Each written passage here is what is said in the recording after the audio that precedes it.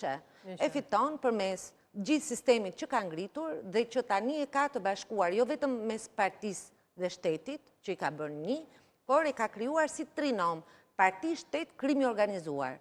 Dhe kjo është një rrezik i tmerrshëm për Shqipërinë dhe për të ardhmen e vet. Dhe këtu nuk bëhet fjala sa na kërcënohet ne ardhmja si antar të Bashkimit Evropian. Këtu bëhet fjalë që kërcënohet ekzistenca e shtetit shqiptar dhe e vazhdimësisë popullit shqiptar, sepse ne vazhdojmë dhe të kurremi, njerëzit vazhdojnë të ikin me ritme shumë të larta, edhe për shkak të varfërisë, edhe për shkak të pamundësisë, edhe për shkak të frikës, dhe për shkak që një familje normale nuk do ta shoh veten as viktim të këtij kriminaliteti në Shqipëri, as bashkëpunëtore të tij. E qartë.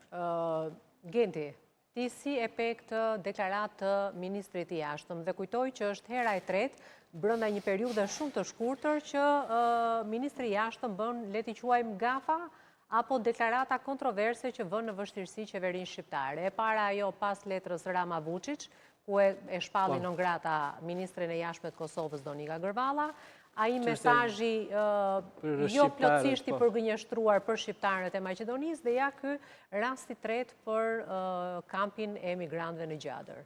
Është si për të thënë që jo të gjithë janë... Jemi përpara një ministri të pa koordinuar me qeverinë?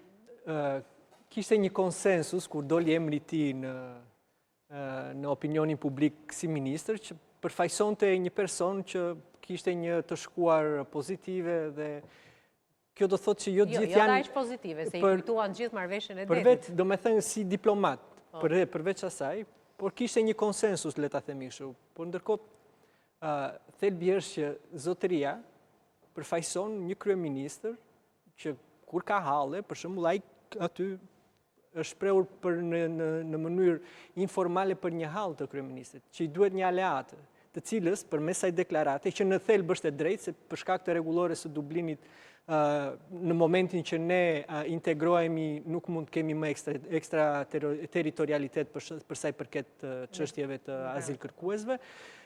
Ai çfarë bëri me këtë gjë? I kujtoi zonjës Meloni që unë të kam bërë një nder dhe në këto momente mund të jetë një kërkesë ndihme për ndonjë diçka që nuk duket shumë mirë